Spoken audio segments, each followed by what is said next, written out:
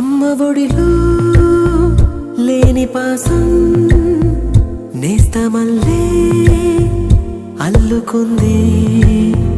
జన్మకంతా తీరిపోని మమతలెన్నో పంచుతోంది. మీరు నుంచి